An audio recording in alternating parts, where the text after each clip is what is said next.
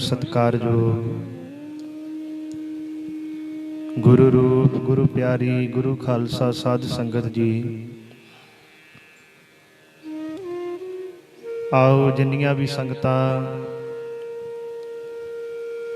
Social media के जरिए Facebook YouTube के जरिए इस गुरमत समागम का आप जी घरां विच बैठे लाहा लै रहे हो, आओ सब तो पहला शहीद पिता दे पुत्र शहीद पुत्रां दे पिता सरबंस दानी साहिबे कमाल धन गुरु गोबिंद सिंह महाराज जियां वालों बख्शिश कीती हुई फतेह बुलाइए जी। कोई भी रसना वांझी नारे जिन्नियां भी संगतां सुन रही, आओ अपनियां मन बिरतियां एकागर करके गज के आखो जी वाहिगुरु जी का खालसा वाहिगुरु जी की फतेह। सतगुरु जियां ने अपार बख्शिश कीती है, अपार रहमत कीती अपने सारियां दे उत्ते, जो कि इस कलयुग के भयानक समय अंदर महाराज जियां ने सानू सतसंग दियां घड़ियां बख्शिश कीतियां हन। सतसंगत किहो जी हुंदी है? सतसंगत का मतलब ये नहीं हुंदा बई लखां दी तादाद विच संगत बैठी होवे ओनू सतसंगत कहा जांदा नहीं। महाराज कहंदे तू अपने घर विच बेशक पति पत्नी बैठ जाओ, बेशक भैन भरा बैठ जाओ, अपना परिवार 4 5 7 मैंबर भी बैठ के उस अकाल पुरख वाहिगुरू जी की सिफत सलाह करो, ओनू भी सतसंगत ही कहा जाता है। सतसंगत विच मनुख की गिणती नहीं की जाती, किन्ने शरीर हन ये नहीं देखा जाता। बाणी का फैसला है, महाराज कहते सतसंगत कैसी जानी है जिथे एको नाम वखाणी है। सतसंगत वो है किते भी बैठे हो जिथे बैठ के अकाल पुरख वाहिगुरू जी के सच्चे नाम की सिफत सलाह करते हो, जिथे बैठ के अकाल पुरख वाहिगुरू जी नूं याद करते हो, उहदियां सिफतां करते हो, वो सतसंगत बन जाती है। ते अज साडे तुहाडे चंगे भाग है, उत्तम भाग है जो महाराज ने सतसंग दा वडभागा समा बख्शिश कीता है। ते गुरमुखो आप जी नूं पता ही है अज 2 दिहाड़े बड़े पवित्र दिहाड़े हन। एक तां अज साहिबे कमाल दीन दुनिया दे मालिक सतगुरु 6वें गुरु नानक धन धन साहिब श्री गुरु हरगोबिंद महाराज जियां दा प्रकाश दिहाड़ा है। मीरी पीरी दे सतगुरु जियां दे प्रकाश दिहाड़े दी आप समूह संगतां नूं कोटान कोट बधाई होवे। ਇਹੋ ਜਿਹੇ सतगुरु धन गुरु हरगोबिंद महाराज जिन्हां ने सानू एक वखरा ही सिद्धांत बख्शिया है, मीरी पीरी दा सिद्धांत। किहो जिहा सिद्धांत है? महाराज कहंदे जिथे मेरा सिख अपने धर्म विच परपक्क रवे, अपने धर्म विच पक्का रवे, उत्थे मेरा सिख राजनीति विच भी आवे, मेरा सिख राजनीति भी करे। ते किहो जी राजनीति करे? जिहो जी राजनीति अज चल रही है इहो जी राजनीति नहीं। महाराज ने आख्या सी मेरा सिख राजनीति करे किहो जी? मेरा सिख राजनीति नूं अपने पैर दी जुत्ती समझे ते धर्म नूं अपने सिर दा ताज समझे। आखो सतनाम श्री वाहिगुरू। धर्म नूं सिर दा ताज समझे। कहण दा मतलब की सी वे जदों भी राजनीति विच जाना है, जदों भी राजनीति करनी है, अपने धर्म नूं पहला मुख रखना। वे किते अपने धर्म तो तां नहीं थिरड़े, वे साडे धर्म तो विरुद्ध तां नहीं कोई फैसला हो रहा। जिन्ना चिर धर्म सिर दा ताज रहेगा उन्ना चिर राजनीति भी वधिया रहेगी, उन्ना चिर तुसीं वधिया फैसले लवोगे। ते याद रखियो जदों राजनीति नूं सिर दा ताज ते धर्म नूं पैर विच रखोगे ਫਿਰ ਗੁਰਮਖੋ ਉਹ ਕੌਮ ਬਹੁਤਾ ਸਮਾਂ ਨਹੀਂ ਕੱਟਦੀ, ਉਹ ਹੌਲੀ ਹੌਲੀ ਖਤਮ ਹੁੰਦੀ ਜਾਂਦੀ ਹੈ। ਮਹਾਰਾਜ ਨੇ ਸਾਨੂੰ ਮੀਰੀ ਪੀਰੀ ਦਾ ਸਿਧਾਂਤ ਬਖਸ਼ਿਆ। ਸਤਿਗੁਰੂ ਜੀ ਨੇ ਸ਼੍ਰੀ ਅਕਾਲ ਤਖਤ ਸਾਹਿਬ ਸੀ ਸਾਨੂੰ ਬਖਸ਼ਿਸ਼ ਕੀਤੀ ਹੈ। ਮਹਾਰਾਜ ਕਹਿੰਦੇ ਮੇਰਾ ਸਿੱਖ ਧਰਮੀ ਵੀ ਹੋਵੇ ਤੇ ਨਾਲ ਨਾਲ ਰਾਜਨੀਤਿਕ ਵੀ ਹੋਵੇ। ਉਸ ਸਤਿਗੁਰੂ ਜੀ ਦਾ ਅੱਜ ਆਪਾਂ ਪ੍ਰਕਾਸ਼ ਦਿਹਾੜਾ ਵੀ ਮਨਾ ਰਹੇ ਹਾਂ। ਤੇ ਨਾਲ ਹੀ ਨਾਲ ਜਿਵੇਂ ਆਪ ਜੀ ਨੂੰ ਪਤਾ ਹੈ, ਆ ਜੋ ਹਫਤਾ ਚੱਲ ਰਿਹਾ ਹੈ 1 ਜੂਨ ਤੋਂ ਲੈ ਕੇ 7 ਜੂਨ ਤੱਕ, ਇਹ ਬੜਾ ਬਰਾਗਮਈ ਹਫਤਾ ਹੈ। ਕਿਹੋ ਜਿਹਾ ਹਫਤਾ, ਜਿਹੜੇ ਹਫਤੇ ਅੰਦਰ ਮੌਕੇ ਦੀ ਹਕੂਮਤ ਸਰਕਾਰ ਨੇ ਸਾਡੇ ਸ਼੍ਰੀ ਹਰਿਮੰਦਰ ਸਾਹਿਬ ਸ਼੍ਰੀ ਅਕਾਲ ਤਖਤ ਸਾਹਿਬ ਤੇ ਤੋਪਾਂ ਟੈਂਕਾਂ ਦੇ ਨਾਲ ਹਮਲਾ ਕਰਕੇ ਸਾਡੇ ਅਕਾਲ ਤਖਤ ਨੂੰ ਢਹਿ ਢੇਰੀ ਕਰ ਦਿੱਤਾ। ਕੱਲਾ ਅਕਾਲ ਤਖਤ ਹੀ ਨਹੀਂ ਢਾਇਆ, ਉਸ ਧਰਤੀ ਤੇ ਅਨੇਕਾਂ ਹੀ ਬਜ਼ੁਰਗ, ਬੱਚੇ ਬੱਚੀਆਂ, ਇੱਥੋਂ ਤੱਕ ਸਾਡੀ ਕੌਮ ਦਾ ਹੀਰਾ ਸੰਤ ਬਾਬਾ ਜਰਨੈਲ ਸਿੰਘ ਜੀ ਖਾਲਸਾ ਭਿੰਡਰਾਂ ਵਾਲੇ, ਭਾਈ ਅਮਰੀਕ ਸਿੰਘ ਜੀ, ਬਾਬਾ ਠਾਰਾ ਸਿੰਘ ਜੀ ਅਤੇ ਜਰਨਲ ਸੁਬੇਗ ਸਿੰਘ ਜੀ ਵਰਗੇ ਸ਼੍ਰੀ ਦਰਬਾਰ ਸਾਹਿਬ ਜੀ ਦੀ ਮਾਨ ਮਰਜ਼ਾਦਾ ਨੂੰ ਮੁੱਖ ਰੱਖਦੇ ਹੋਏ ਉਹਨਾਂ ਨੇ ਆਪਣੀ ਸਰੀਰ ਦੀ ਪਰਵਾਹ ਨਹੀਂ ਕੀਤੀ, ਆਪਣੀਆਂ ਜਾਨਾਂ ਦੀ ਪਰਵਾਹ ਨਹੀਂ ਕੀਤੀ, ਉੱਥੇ ਸ਼ਹੀਦੀਆਂ ਪ੍ਰਾਪਤ ਕੀਤੀਆਂ। ਅੱਜ ਆਪਾਂ ਉਹ ਜੂਨ 84 ਦੇ ਸਮੂਹ ਸ਼ਹੀਦਾਂ ਦੀ ਯਾਦ ਵੀ ਮਨਾ ਰਹੇ ਹਾਂ। ਗੁਰਮਖੋ, ਸਿੱਖ ਕੌਮ ਅੰਦਰ ਇਹ ਹਫ਼ਤੇ ਬੜੇ ਬਰਾਗਮਈ ਹਫ਼ਤੇ ਹੈ। ਇੱਕ ਹਫ਼ਤਾ ਦਸੰਬਰ ਮਹੀਨੇ ਆਉਂਦਾ ਹੈ, ਜਿਸ ਦਿਨ ਮੇਰੇ ਕਲਗੀਆਂ ਵਾਲੇ ਨੇ ਆਨੰਦਪੁਰ ਸਾਹਿਬ ਛੱਡਿਆ। ਸਤਿਗੁਰੂ ਜੀਆਂ ਤੇ 7 ਦਿਨ ਇਹੋ ਜਿਹੇ ਆਏ, ਜਿਹੜੇ 7 ਦਿਨਾਂ ਵਿੱਚ ਮੇਰੇ ਕਲਗੀਆਂ ਵਾਲੇ ਦਾ ਸਾਰਾ ਹੀ ਪਰਿਵਾਰ ਸ਼ਹੀਦ ਹੋ ਗਿਆ। ਮਹਾਰਾਜ ਨੇ ਆਪਣੇ ਜਾਨਾਂ ਤੋਂ ਪਿਆਰੇ ਸਿੰਘ ਸਾਡੇ ਲੇਖੇ ਲਾਏ। ਮਹਾਰਾਜ ਨੇ ਆਪਣੇ ਜਾਨਾਂ ਤੋਂ ਪਿਆਰੇ ਸਾਹਿਬਜ਼ਾਦੇ, 4 ਸਾਹਿਬਜ਼ਾਦੇ ਇਹ 7 ਦਿਨਾਂ ਵਿੱਚ ਸ਼ਹੀਦ ਹੋ ਗਏ। ਤੇ ਇੱਕ ਆ ਹਫ਼ਤਾ ਹੈ 1 ਜੂਨ ਤੋਂ ਲੈ ਕੇ 7 ਤਰੀਕ ਤੱਕ, ਤੇ ਇਸ ਹਫ਼ਤੇ ਅੰਦਰ ਵੀ ਸਿੱਖ ਕੌਮ ਦਾ ਬੜਾ ਹੀ ਨੁਕਸਾਨ ਹੋਇਆ ਹੈ। ਮੌਕੇ ਦੀ ਜ਼ਾਲਮ ਸਰਕਾਰ ਨੇ ਬੜਾ ਨੁਕਸਾਨ ਕੀਤਾ ਸਿੱਖਾਂ ਦਾ। ਇਹ 2 ਹਫ਼ਤੇ ਸਾਨੂੰ ਕਦੇ ਨਹੀਂ ਭੁੱਲਣੇ ਚਾਹੀਦੇ। ਸਦਾ ਹੀ ਸਿੱਖਾਂ ਨੂੰ ਆਪਣੇ ਹਿਰਦੇ ਅੰਦਰ ਵਸਾ ਕੇ ਰੱਖਣੇ ਚਾਹੀਦੇ ਹੈ। ਅੱਜ ਕਹਿੰਦੇ ਆ ਨਾ ਵੀ 84 ਭੁੱਲ ਜਾਓ ਜੀ, ਵੇ ਸਿੱਖੋ 84 ਨੂੰ ਭੁੱਲ ਜਾਓ। ਅਸੀਂ ਤਾਂ ਭੁੱਲ ਜਾਾਂਗੇ, ਕਿਉਂਕਿ ਸਾਡੇ ਨਾਲ ਕੁਝ ਇਹੋ ਜਿਹਾ ਨਹੀਂ ਵਾਪਰਿਆ।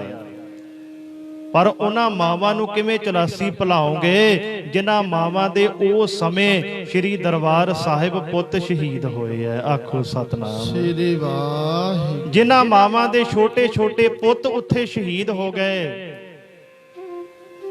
ਉਹਨਾਂ ਮਾਵਾਂ ਨੂੰ ਕਿਵੇਂ ਭੁਲਾਓਗੇ 84? ਯਾਦ ਰੱਖਿਓ, ਜਿਨ੍ਹਾਂ ਦੇ ਘਰ ਮੌਤ ਹੋਈ ਹੋਵੇ ਨਾ, ਜਿਨ੍ਹਾਂ ਦੀ ਮਾਂ ਮਰੀ ਹੋਵੇ, ਅਸੀਂ ਲੋਕ ਉਹਨਾਂ ਕੋਲ ਅਫਸੋਸ ਕਰਨ ਜਾਂਦੇ ਹਾਂ, ਪਰ ਸਾਡੇ ਮਨ ਵਿੱਚ ਉਨਾ ਦਰਦ ਨਹੀਂ ਹੁੰਦਾ ਜਿੰਨਾ ਦਰਦ ਜਿਹੜੇ ਬੰਦੇ ਦੀ ਮਾਂ ਚੜ੍ਹਾਈ ਕੀਤੀ ਹੋਵੇ ਉਹਨੂੰ ਹੁੰਦਾ ਹੈ।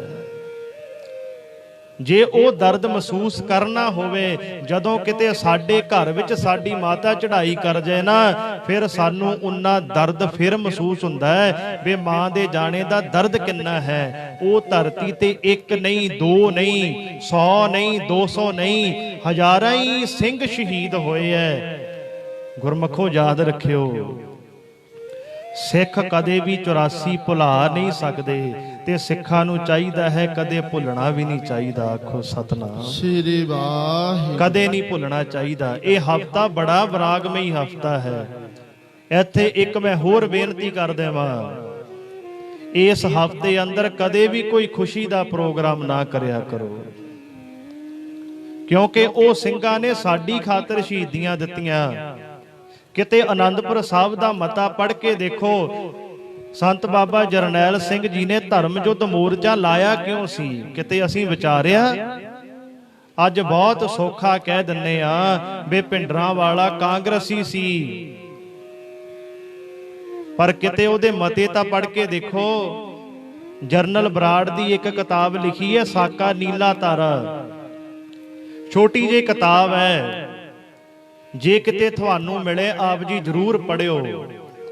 ਉਹ ਕਿਤਾਬ ਅੰਦਰ ਉਹ ਹਰ ਇੱਕ ਗੱਲ ਲਿਖਦਾ ਹੈ, ਸੰਤਾਂ ਦੇ ਜੀਵਨ ਦੀ ਵੀ ਗੱਲ ਲਿਖਦਾ ਹੈ, ਤੇ ਕਿਵੇਂ ਕਿਵੇਂ ਸ਼੍ਰੀ ਦਰਬਾਰ ਸਾਹਿਬ ਹਮਲਾ ਕੀਤਾ ਉਹ ਸਾਰੀ ਗੱਲ ਲਿਖਦਾ ਹੈ। ਫਿਰ ਤੁਹਾਨੂੰ ਪਤਾ ਲੱਗੇਗਾ ਵੀ ਭਿੰਡਰਾਂ ਵਾਲੇ ਸੰਤ ਕਾਂਗਰਸੀ ਸੀ ਜਾਂ ਪੱਕੇ ਸਿੱਖ ਸੀ। ਆਖੋ ਸਤਨਾਮ ਸ੍ਰੀ ਵਾਹਿਗੁਰੂ। ਫਿਰ ਸਾਨੂੰ ਪਤਾ ਲੱਗੇਗਾ।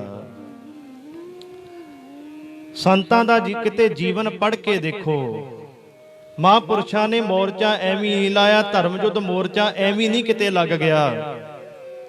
ਗੁਰਮਖੋ, ਜਿਹੜੀ ਕੌਮ ਹਰ ਟਾਈਮ ਸਰਬੱਤ ਦਾ ਭਲਾ ਮੰਗਦੀ ਹੋਵੇ, ਅੰਮ੍ਰਿਤ ਵੇਲੇ ਨਿਤਨੇਮ ਕਰਕੇ ਇਹ ਕਹਿੰਦੀ ਹੋਵੇ ਤੇਰੇ ਭਾਣੇ ਸਰਬੱਤ ਦਾ ਭਲਾ ਮਹਾਰਾਜ, ਪੂਰੀ ਦੁਨੀਆ ਦਾ ਭਲਾ ਕਰੋ। ਜਿਹੜੀ ਕੌਮ ਹਰ ਟਾਈਮ ਸਰਬੱਤ ਦਾ ਭਲਾ ਮੰਗਦੀ ਹੈ, ਕਿਤੇ ਵਿਚਾਰ ਕੇ ਦੇਖੋ ਉਹ ਕੌਮ ਨੂੰ ਹਥਿਆਰ ਕਿਉਂ ਚੁੱਕਣੇ ਪਏ ਐ? ਕੀ ਲੋੜ ਪਈ ਸੀ? ਕਿਉਂ ਚੁੱਕਣੇ ਪਏ ਐ? ਜਦੋਂ ਅਸੀਂ ਇਹ ਗੱਲ ਦੀ ਵਿਚਾਰ ਕਰਾਂਗੇ ਨਾ ਵੀ ਸਿੱਖ ਹਰ ਟਾਈਮ ਸਰਬੱਤ ਦਾ ਭਲਾ ਮੰਗਦਾ ਹੈ, ਪਰ ਸਿੱਖਾਂ ਦੇ ਹੱਥ ਵਿੱਚ ਹਥਿਆਰ ਕਿਉਂ ਆ ਗਏ? ਸਿੱਖਾਂ ਨੇ ਦੂਜਿਆਂ ਦੀਆਂ ਜਾਨਾਂ ਕਿਉਂ ਲਈਆਂ?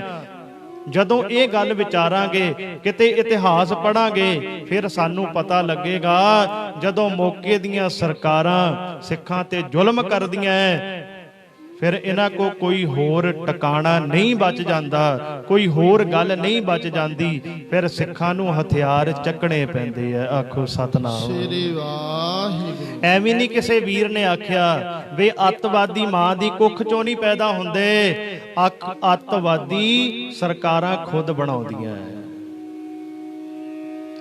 ਯਾਦ ਰੱਖਿਓ, ਜਿਹੜੀ ਕੌਮ ਆਪਣੇ ਹੱਕ ਮੰਗਦੀ ਹੈ, ਉਹ ਚਾਹੇ ਅੱਜ ਮੰਗੇ, ਚਾਹੇ ਅੱਜ ਤੋਂ 20 ਸਾਲ ਬਾਅਦ ਮੰਗੇ, ਸਰਕਾਰਾਂ ਦੀ ਅੱਖ ਵਿੱਚ ਸਦਾ ਹੀ ਰੜਕਦੇ ਰਹਿੰਦੇ ਆ। ਉਹ ਸਦਾ ਹੀ ਰੜਕਦੇ ਰਹਿੰਦੇ ਆ। ਜਦੋਂ ਅਸੀਂ ਸੰਤਾਂ ਦਾ ਜੀਵਨ ਪੜ੍ਹਦੇ ਆ ਨਾ ਜੀ, ਬਾਬਾ ਜੀ ਦੇ ਪਿਤਾ ਜੀ ਦਾ ਨਾਮ ਹੈ ਬਾਬਾ ਜੋਗਿੰਦਰ ਸਿੰਘ ਜੀ, ਤੇ ਮੈਂ ਸੰਤ ਬਾਬਾ ਜਰਨੈਲ ਸਿੰਘ ਜੀ ਦੇ ਭਰਾ ਭਾਈ ਹਰਚਰਨ ਸਿੰਘ ਦੀ ਇੰਟਰਵਿਊ ਸੁਣ ਰਿਹਾ ਸੀ। ਕੈਪਟਨ ਹਰਚਰਨ ਸਿੰਘ ਦੀ ਇੰਟਰਵਿਊ ਅਸੀਂ ਸੁਣ ਰਹੇ ਸੀ। ਉਹਨਾਂ ਨੇ ਆਖਿਆ, ਕਹਿੰਦੇ ਸੰਤ ਬਾਬਾ ਜਰਨੈਲ ਸਿੰਘ ਜੀ ਬਚਪਨ ਦੀ ਉਮਰ ਹੈ, ਸਕੂਲ ਤੋਂ ਪੜ੍ਹ ਕੇ ਆਏ, ਆਂਦਿਆਂ ਨੇ ਬਸਤਾ ਚੁੱਕ ਕੇ ਮਿੰਜੇ ਤੇ ਮਾਰਿਆ ਤੇ ਲੰਮੇ ਪੈ ਗਏ।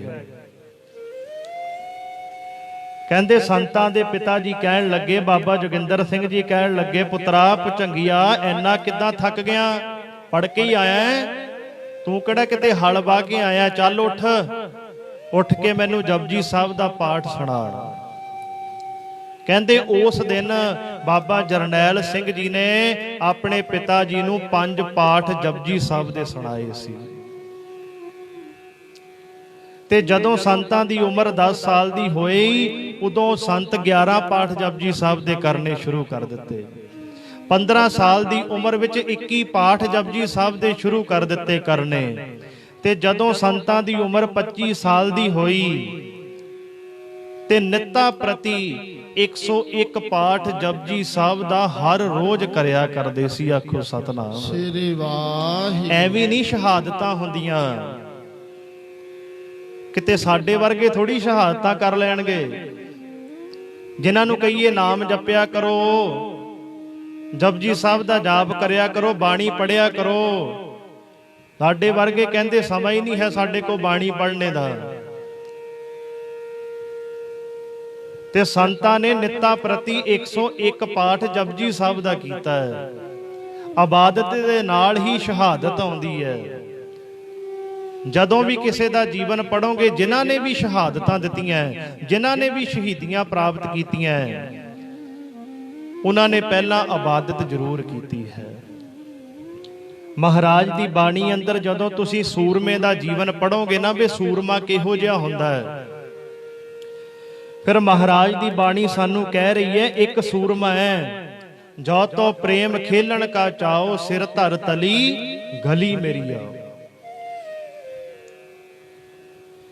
ਪਹਿਲੇ ਨੰਬਰ ਤੇ ਸੂਰਮੇ ਦੀ ਮਹਾਰਾਜ ਨੇ ਗੱਲ ਕੀਤੀ ਹੈ ਬਈ ਉਹ ਸੂਰਮਾ ਹੈ ਜਿਹੜਾ ਆਪਣੇ ਹਉਮੈ ਦਾ ਸਿਰ ਵੱਢ ਕੇ ਮੇਰੇ ਚਰਨਾਂ ਵਿੱਚ ਲੈ ਆਇਆ।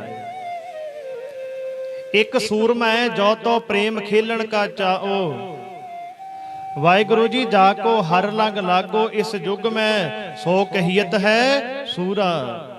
ਜਿਹਨੂੰ ਇਹ ਕਲਯੁਗ ਦੇ ਭਿਆਨਕ ਸਮੇਂ ਅੰਦਰ ਨਾਮ ਦਾ ਰੰਗ ਚੜ ਜਾਏ, ਜਿਹੜਾ ਇਹ ਕਲਯੁਗ ਦੇ ਭਿਆਨਕ ਸਮੇਂ ਅੰਦਰ ਅਕਾਲ ਪੁਰਖ ਵਾਹਿਗੁਰੂ ਜੀ ਦੀ ਇਬਾਦਤ ਕਰਨ ਲੱਗ ਜਾਏ, ਅੰਮ੍ਰਿਤ ਵੇਲੇ ਉੱਠ ਕੇ ਵਾਹਿਗੁਰੂ ਵਾਹਿਗੁਰੂ ਵਾਹਿਗੁਰੂ ਕਰਨ ਲੱਗ ਜਾਏ, ਜਿਹਨੂੰ ਨਾਮ ਦਾ ਰੰਗ ਲੱਗ ਜਾਏ, ਉਹਨੂੰ ਵੀ ਮਹਾਰਾਜ ਨੇ ਸੂਰਮਾ ਆਖਿਆ ਹੈ।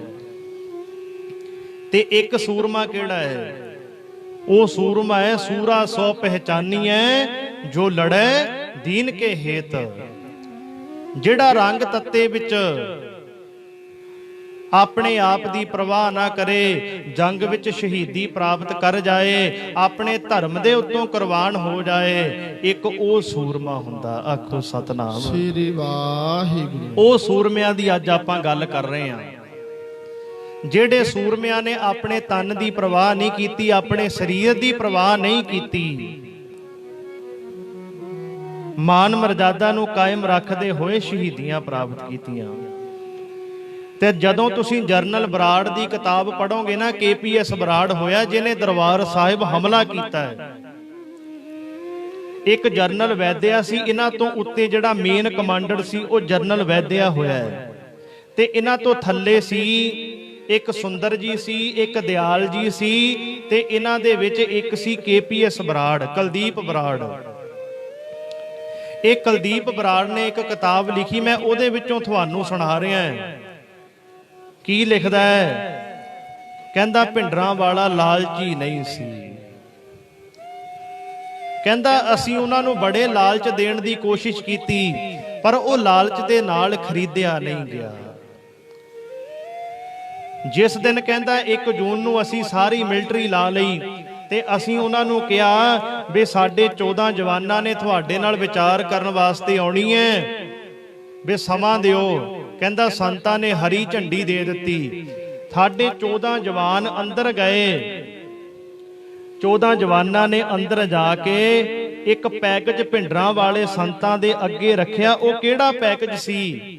ਉਹ ਪੈਕੇਜ ਦੇ ਵਿੱਚ ਲਿਖਿਆ ਸੀ, ਐ ਬਾਬਾ ਜੀ ਤੁਸੀਂ ਆਪਣਾ ਮੋਰਚਾ ਖਤਮ ਕਰ ਦਿਓ,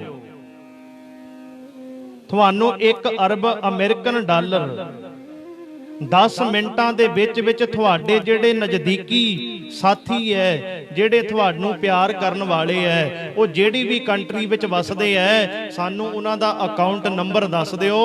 ਅਸੀਂ 10 ਮਿੰਟ ਦੇ ਵਿੱਚ ਉਹਨਾਂ ਦੇ ਅਕਾਊਂਟ ਵਿੱਚ 1 ਅਰਬ ਅਮਰੀਕਨ ਡਾਲਰ, ਇੰਡੀਆ ਦਾ ਡਾਲਰ ਨਹੀਂ ਵਾਹਿਗੁਰੂ, ਇੰਡੀਆ ਦਾ ਰੁਪਈਆ ਨਹੀਂ, ਅਮਰੀਕਾ ਦਾ 1 ਅਰਬ ਡਾਲਰ ਦੀ ਉਹਨਾਂ ਨੇ ਸੰਤਾਂ ਨੂੰ ਪੈਕੇਜ ਵਿੱਚ ਰੱਖਿਆ ਵੀ ਤੁਸੀਂ ਇਹ ਲੈ ਲਓ, ਆਪਣਾ ਮੋਰਚਾ ਛੱਡ ਦਿਓ। ਆਖੋ ਸਤਨਾਮ ਸ੍ਰੀ ਵਾਹਿਗੁਰੂ।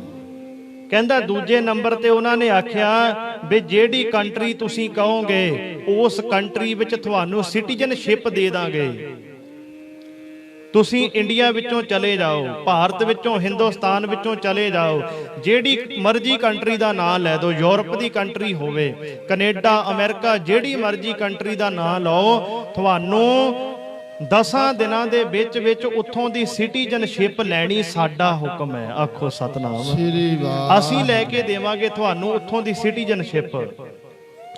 ਜੇ ਕਹਿੰਦਾ ਇਹ ਵੀ ਨਹੀਂ ਮੰਨਣਾ, ਫਿਰ ਤੁਹਾਨੂੰ ਪਾਕਿਸਤਾਨ ਛੱਡ ਆਉਣੇ ਆ ਹੈਲੀਕਾਪਟਰ 'ਚ। ਜੇ ਇਹ ਵੀ ਨਹੀਂ ਮੰਨਦੇ, ਫਿਰ ਤੁਹਾਨੂੰ ਪੰਜਾਬ ਦਾ ਮੁੱਖ ਮੰਤਰੀ ਬਣਾਵਾਂਗੇ, ਤੇ ਜਿੰਨੇ ਸਾਡੇ ਕਾਂਗਰਸ ਦੇ MLA ਹੈ, ਇਹ MLA ਤੁਹਾਡੀ ਸਪੋਰਟ ਵਿੱਚ ਖੜਨਗੇ, ਤੁਹਾਡੀ ਹਮਾਇਤ ਕਰਨਗੇ, ਤੇ ਤੁਹਾਡੀ ਪਾਰਟੀ ਦਾ ਨਾਮ ਵੀ ਅਸੀਂ ਵੱਖਰਾ ਰੱਖ ਦੇਵਾਂਗੇ। ਕਿਹੜੀ ਪਾਰਟੀ? ਦਸ਼ਮੇਸ਼ ਪਾਰਟੀ।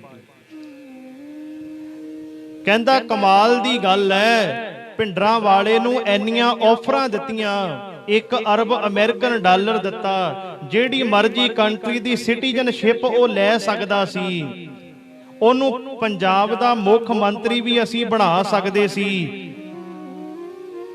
ਪਰ ਕਹਿੰਦਾ ਗੱਲ ਸਾਰੀ ਉਲਟ ਹੋ ਗਈ।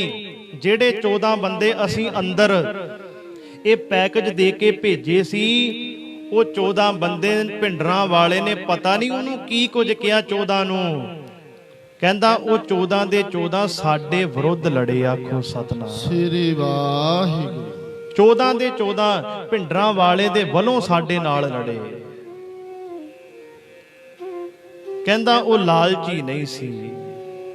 ਇਸੇ ਕਰਕੇ ਹੀ ਹੈ ਜਿਨ੍ਹਾਂ ਨੇ ਲਾਲਚ ਕੀਤਾ ਉਹਨਾਂ ਨੂੰ ਅੱਜ ਕੋਈ ਨਹੀਂ ਪੁੱਛਦਾ,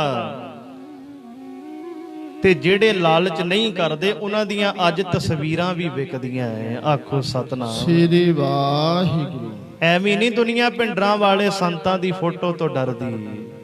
ਕੋਈ ਤਾਂ ਕੋਈ ਗੱਲ ਸੀ ਨਾ ਉਹਨਾਂ 'ਚ।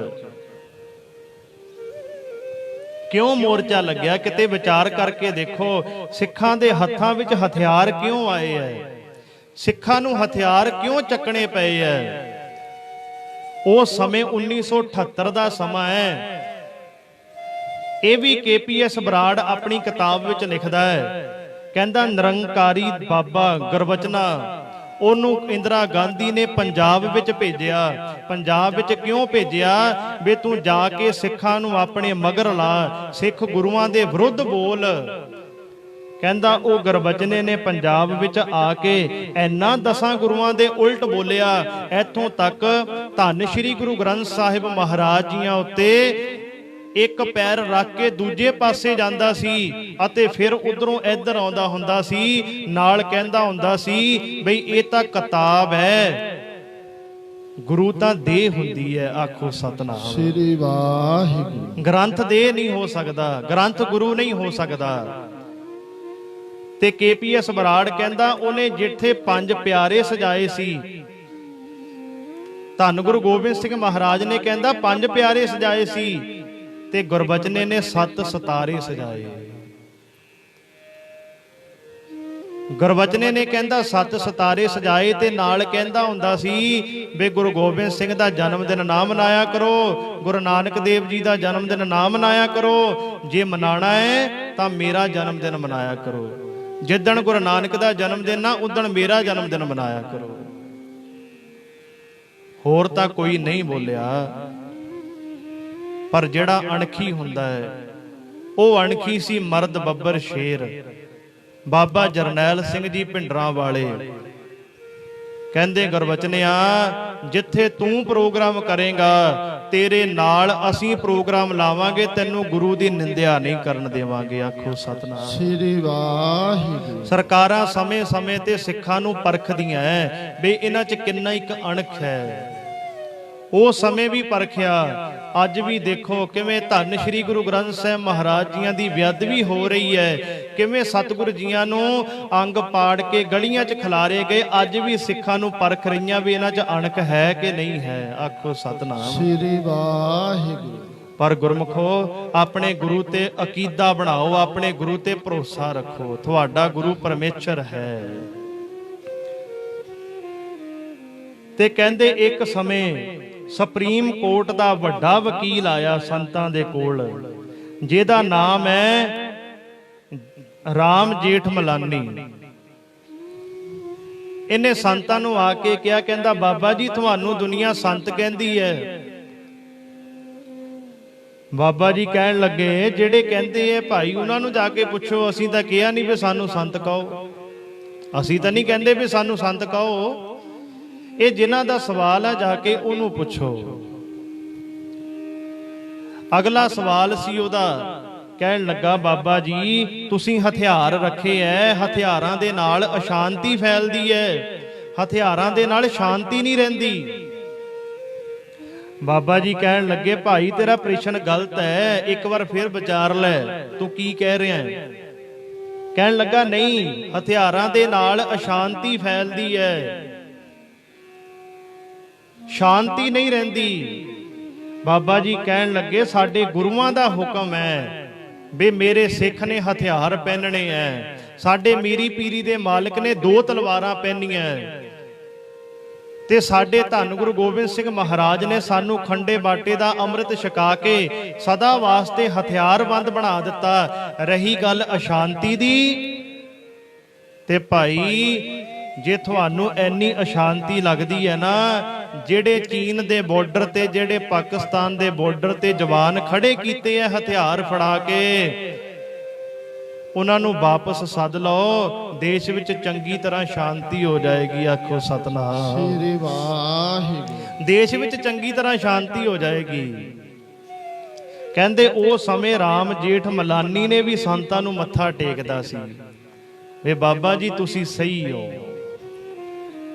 ਮੰਗਾਂ ਕਿਹੜੀਆਂ ਸੀ? ਆਨੰਦਪੁਰ ਦਾ ਮਤਾ ਕਿਹੜਾ ਸੀ? ਮੰਗਾਂ ਕੀ ਰੱਖੀਆਂ ਸੀ ਸਰਕਾਰ ਅੱਗੇ? ਕੋਈ ਆਪਣੀ ਮੰਗ ਨਹੀਂ ਸੀ। ਜਦੋਂ ਅਸੀਂ ਵਿਚਾਰਾਂਗੇ,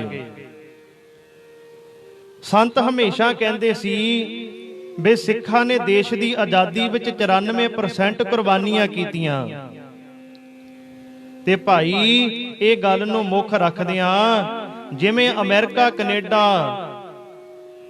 ਵਿੱਚ ਹਰ ਇੱਕ ਨੂੰ ਮੁਖਤਿਆਰੀ ਹੈ, ਇਸ ਤਰ੍ਹਾਂ ਪੰਜਾਬ ਨੂੰ ਵੀ ਖੁਦ ਮੁਖਤਿਆਰੀ ਦਿੱਤੀ ਜਾਵੇ। ਅਸੀਂ ਵੀ ਦੇਸ਼ ਵਾਸਤੇ ਆਜ਼ਾਦੀਆਂ ਲੜੀਆਂ, ਅਸੀਂ ਵੀ ਦੇਸ਼ ਵਾਸਤੇ ਜੰਗਾਂ ਲੜੀਆਂ, ਅਸੀਂ ਵੀ ਸ਼ਹੀਦੀਆਂ ਦਿੱਤੀਆਂ।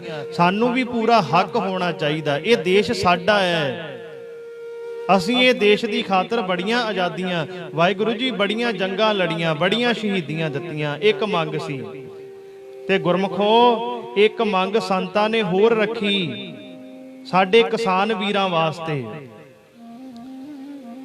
ਸੰਤ ਕਹਿੰਦੇ ਸੀ, ਭਾਈ ਦੇਖੋ, ਦੇਸ਼ ਵਿੱਚ ਇਹੋ ਜਿਹਾ ਕਾਨੂੰਨ ਹੋਣਾ ਚਾਹੀਦਾ ਹੈ ਵੀ ਪੰਜਾਬ ਵਿੱਚ ਪੈਦਾ ਕੀਤੀ ਹੋਈ ਫਸਲ, ਜਿਵੇਂ ਕਣਕ, ਝੋਨਾ, ਮੱਕੀ, ਜਿਹੜੀ ਵੀ ਫਸਲ ਹੈ, ਉਹਦੀ ਕੀਮਤ ਪੰਜਾਬ ਸਰਕਾਰ ਤੈਅ ਕਰੇ।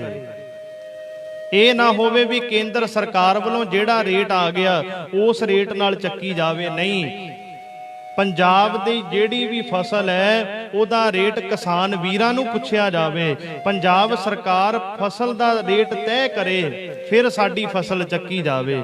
ਕਿਉਂਕਿ ਉਹ ਸਮੇਂ ਵਿੱਚ, ਅੱਜ ਵੀ ਇਹੀ ਕੁਝ ਹੋ ਰਿਹਾ ਹੈ, ਉਹ ਸਮੇਂ ਵਿੱਚ ਵੀ 150 ਰੁਪਏ ਕੁਆਂਟਲ ਕਣਕ ਚੁੱਕੀ ਜਾਂਦੀ ਸੀ। ਕਣਕ ਦਾ ਰੇਟ 150 ਰੁਪਏ ਕੁਆਂਟਲ ਸੀ। ਜ਼ਿਮੀਂਦਾਰ ਮਰ ਜਾਂਦਾ ਗਰਮੀਆਂ ਵਿੱਚ ਫਸਲ ਨੂੰ ਪਾਲਦਾ, ਸਿਆਲਾਂ ਵਿੱਚ ਫਸਲ ਨੂੰ ਪਾਲਦਾ, ਕਿੰਨੀਆਂ ਠੰਡਾਂ ਵਿੱਚ ਜਾ ਕੇ ਖੇਤਾਂ ਵਿੱਚ ਕੰਮ ਕਰਦਾ ਹੈ। ਤੇ 150 ਰੁਪਇਆ ਕਿਸਾਨ ਦੇ ਕੋਲੋਂ ਚੱਕਣ ਦਾ ਰੇਟ ਹੈ। ਤੇ ਜਿਹੜੇ ਲਾਲੇ ਲੋਕ ਹੈ ਉਹ ਫੋਨ ਤੇ ਹੈਲੋ ਦਾ ਇਹ ਇੱਕ ਮੁੱਦਾ ਰੱਖਿਆ ਸੀ, ਇਹ ਮਤਾ ਰੱਖਿਆ ਸੀ ਵੀ ਜਿਹੜੇ ਪੰਜਾਬ ਦੇ ਕਿਸਾਨ ਹੈ ਉਹਨਾਂ ਨੂੰ ਖੁਦ ਮੁਖਤਿਆਰੀ ਦਿਓ, ਉਹ ਆਪਣੀ ਫਸਲ ਦਾ ਰੇਟ ਖੁਦ ਰੱਖਣ, ਪੰਜਾਬ ਸਰਕਾਰ ਤੈਅ ਕਰੇ। ਕੀ ਮਾੜਾ ਸੀ? ਕੋਈ ਮਾੜੀ ਗੱਲ ਸੀ? ਕਿਤੇ ਆਪ ਜੀ ਵਿਚਾਰ ਕਰੋ। ਤੇ ਇੱਕ ਮਤਾ ਰੱਖਿਆ, 18 ਮਤੇ ਸਨ, ਮੈਂ ਸਾਰੇ ਨਹੀਂ ਸੁਣਾਵਾਂਗਾ, ਕੁਝ ਮੇਨ ਮਤੇ ਆਪ ਜੀ ਨਾਲ ਦੱਸਣੇ ਐ। ਇੱਕ ਸੰਤਾਂ ਨੇ ਮਤਾ ਰੱਖਿਆ ਸੀ, ਕਹਿੰਦੇ ਹਿੰਦੂਆਂ ਦੇ 4 ਧਾਰਮਿਕ ਸਥਾਨ ਹੈ, ਜਿਹੜੇ ਧਾਰਮਿਕ ਸਥਾਨਾਂ ਵਿੱਚ ਮੀਟ, ਸ਼ਰਾਬ, ਤਮਾਕੂ ਦੀ ਵਰਤੋਂ ਨਹੀਂ ਕੀਤੀ ਜਾਂਦੀ। ਭਾਵ ਕਿ ਹਿੰਦੂਆਂ ਦੇ 4 ਧਾਰਮਿਕ ਸਥਾਨਾਂ ਨੂੰ ਪਵਿੱਤਰ ਸ਼ਹਿਰ ਦਾ ਦਰਜਾ ਐਲਾਨ ਕੀਤਾ ਹੋਇਆ ਹੈ। ਭਾਈ ਜਿਵੇਂ ਹਰਿਦੁਆਰ ਹੈ, ਰਿਸ਼ੀਕੇਸ਼ ਹੈ, ਮਥੁਰਾ, ਇਸ ਤਰ੍ਹਾਂ 4 ਸ਼ਹਿਰਾਂ ਨੂੰ ਪਵਿੱਤਰ ਦਰਜਾ ਦਿੱਤਾ ਹੈ। ਤੇ ਸਾਡੀ ਵੀ ਮੰਗ ਹੈ, ਜਿਵੇਂ ਹਿੰਦੂਆਂ ਦੇ ਧਾਰਮਿਕ ਸਥਾਨਾਂ ਨੂੰ ਪਵਿੱਤਰ ਦਰਜਾ ਦਿੱਤਾ ਹੈ, ਇਸੇ ਤਰ੍ਹਾਂ ਸ੍ਰੀ ਦਰਬਾਰ ਸਾਹਿਬ, ਸ੍ਰੀ ਅੰਮ੍ਰਿਤਸਰ ਸਾਹਿਬ ਦੀ ਧਰਤੀ ਨੂੰ ਵੀ ਪਵਿੱਤਰ ਸ਼ਹਿਰ ਦਾ ਦਰਜਾ ਦਿੱਤਾ ਜਾਏਗਾ। ਕੋਈ ਗਲਤ ਮੰਗਿਆ ਸੀ ਜੀ? ਤੇ ਹੋਰ ਸੁਣੋ, ਅੱਜ ਦੇ ਨੌਜਵਾਨਾਂ ਵਾਸਤੇ ਵੀ ਸੰਤਾਂ ਨੇ ਇੱਕ ਮੰਗ ਰੱਖੀ। ਕਹਿਣ ਲੱਗੇ, ਜਿਵੇਂ ਨੌਜਵਾਨ MA BA ਕਰਦੇ ਐ ਪਰ ਉਹਨਾਂ ਨੂੰ ਨੌਕਰੀ ਨਹੀਂ ਮਿਲਦੀ, ਪੜ੍ਹਾਈ ਕਰਦੇ ਐ, ਤੇ ਜਿੰਨਾ ਚਿਰ ਨੌਜਵਾਨ ਪੜ੍ਹਾਈ ਕਰਦੇ ਐ, ਜਿੰਨਾ ਚਿਰ ਉਹਨਾਂ ਨੂੰ ਨੌਕਰੀ ਨਹੀਂ ਮਿਲਦੀ, ਉਹਨਾਂ ਨੂੰ ਵਧੀਆ ਵਜ਼ੀਫੇ ਮਿਲਣੇ ਚਾਹੀਦੇ ਐ, ਤਾਂ ਜੋ ਉਹਨਾਂ ਦੇ ਮਨ ਵਿੱਚ ਉਤਸ਼ਾਹ ਬਣਿਆ ਰਹੇ ਪੜ੍ਹਾਈ ਦਾ। ਨੌਜਵਾਨਾਂ ਵਾਸਤੇ ਵੀ ਦੇਖੋ ਮੰਗ ਕੀਤੀ ਹੈ। ਤੇ ਇੱਕ ਸੰਤਾਂ ਨੇ ਰੱਖਿਆ ਸੀ, ਕਹਿੰਦੇ ਸਿੱਖ ਗੁਰੂਆਂ ਦੇ ਖਿਲਾਫ ਬੋਲਣ ਵਾਲੇ ਡੇਰੇਦਾਰਾਂ ਨੂੰ ਕੇਂਦਰ ਸਰਕਾਰ ਉਹਨਾਂ ਦੇ ਪ੍ਰੋਗਰਾਮ ਰੱਦ ਕਰੇ, ਉਹਨਾਂ ਦੇ ਪ੍ਰੋਗਰਾਮ ਨਹੀਂ ਲੱਗਣੇ ਚਾਹੀਦੇ। ਤੇ ਜਿਹੜਾ ਵੀ ਗੁਰੂ ਗ੍ਰੰਥ ਸਾਹਿਬ ਮਹਾਰਾਜ ਜੀਆਂ ਦੇ ਸਰੂਪਾਂ ਨੂੰ ਅੱਗ ਲਾਉਂਦਾ ਹੈ, ਜਿਹੜਾ ਵੀ ਸਰੂਪਾਂ ਦੀ ਬੇਅਦਬੀ ਕਰਦਾ ਹੈ, ਉਹਦੇ ਸਿਰ ਕਤਲ ਦਾ ਦਰਜਾ, ਵਾਹਿਗੁਰੂ ਕਤਲ ਦਾ ਮੁਕੱਦਮਾ ਦਰਜ ਹੋਣਾ ਚਾਹੀਦਾ। ਆਖੋ ਸਤਨਾਮ। ਵਾਹਿਗੁਰੂ। ਕਤਲ ਦਾ ਮੁਕੱਦਮਾ ਦਰਜ ਹੋਣਾ ਚਾਹੀਦਾ ਹੈ, ਕਿਉਂਕਿ ਸਾਡੇ 11ਵੇਂ ਗੁਰੂ ਹਨ ਧੰਨ ਸ਼੍ਰੀ ਗੁਰੂ ਗ੍ਰੰਥ ਸਾਹਿਬ ਮਹਾਰਾਜ। ਦੱਸੋ ਜੀ, ਬਾਬਾ ਜਰਨੈਲ ਸਿੰਘ ਜੀ ਨੇ ਕੁਝ ਗਲਤ ਮੰਗਿਆ ਸੀ? ਇਸੇ ਤਰ੍ਹਾਂ ਸਾਰੀਆਂ ਮੰਗਾਂ ਹਨ। ਬੀਬੀਆਂ ਵਾਸਤੇ ਵੀ ਮੰਗਿਆ ਵੀ ਬੀਬੀ ਭੈਣ ਨੂੰ ਜਦੋਂ ਵੀ ਕੋਈ ਪੁਲਿਸ ਸਟੇਸ਼ਨ ਨਾ ਲੈ ਕੇ ਜਾਇਆ ਜਾਵੇ, ਕਿਉਂਕਿ ਉੱਥੇ ਔਰਤਾਂ ਦੀ ਬੇਪਤੀ ਹੁੰਦੀ ਹੈ। ਇਹ ਮੰਗ ਰੱਖੀ ਗਈ, ਪਰ ਸਰਕਾਰ ਨੇ ਮੰਗਾਂ ਨਹੀਂ ਮੰਨੀਆਂ। ਹਰ ਇੱਕ ਮੰਗ ਜਾਇਜ਼ ਸੀ, ਪਰ ਦੇਖੋ ਅੱਜ ਭਿੰਡਰਾਂ ਵਾਲੇ ਸੰਤ ਵੀ ਸ਼ਹੀਦ ਹੋ ਗਏ ਤੇ ਨਾਲ ਆਨੰਦਪੁਰ ਦਾ ਮਤਾ ਵੀ ਅੱਜ ਕਿਸੇ ਨੂੰ ਯਾਦ ਨਹੀਂ ਹੋਣਾ। ਬਹੁਤ ਘੱਟ ਹੋਣੇ ਐ ਜਿਹੜੇ ਵੀਰ ਉਹ ਆਨੰਦਪੁਰ ਸਾਹਿਬ ਦੇ ਮਤੇ ਨੂੰ ਯਾਦ ਰੱਖਦੇ ਹੋਣ। ਅੱਜ ਦੇਖੋ ਸਰਕਾਰਾਂ ਦਾ ਜ਼ੋਰ ਲੱਗਿਆ। ਵਿਰੋਧੀ ਸਰਕਾਰ ਅੱਜ ਕਹਿ ਰਹੀ ਹੈ ਵੀ ਜਿਹੜਾ ਪੰਜਾਬ ਦਾ ਪਾਣੀ ਪੰਜਾਬ ਤੋਂ ਬਾਹਰ ਜਾਂਦਾ, ਇਹਦਾ ਸਾਨੂੰ ਮੁੱਲ ਮਿਲਣਾ ਚਾਹੀਦਾ ਹੈ। ਇਹ ਵੀ ਮੰਗ ਉਸ ਸਮੇਂ ਭਿੰਡਰਾਂ ਵਾਲੇ ਸੰਤਾਂ ਨੇ ਮਤੇ ਵਿੱਚ ਲਿਖੀ ਸੀ ਵੀ ਜਿਹੜਾ ਪੰਜਾਬ ਦਾ ਪਾਣੀ ਪੰਜਾਬ ਤੋਂ ਬਾਹਰ ਕਿਸੇ ਵੀ ਸੂਬੇ ਵਿੱਚ ਜਾਂਦਾ ਹੈ, ਉਹਦਾ ਮੁੱਲ ਪੰਜਾਬ ਨੂੰ ਮਿਲਣਾ ਚਾਹੀਦਾ ਹੈ। ਆਖੋ ਸਤਨਾਮ। ਸ੍ਰੀ ਵਾਹਿਗੁਰੂ। ਜਦੋਂ ਇਹ ਮੰਗਾਂ ਦੇਖੀਆਂ, ਉਸ ਸਮੇਂ ਦੀ ਹਕੂਮਤ ਸਰਕਾਰ ਨੇ ਮੰਗਾਂ ਤਾਂ ਨਹੀਂ ਮੰਨੀਆਂ, ਪਰ ਫੌਜ ਨੂੰ ਕਹਿ ਕੇ ਸ਼੍ਰੀ ਹਰਮੰਦਰ ਸਾਹਿਬ, ਸ਼੍ਰੀ ਅਕਾਲ ਤਖਤ ਸਾਹਿਬ ਅਟੈਕ ਕਰਵਾ ਦਿੱਤਾ।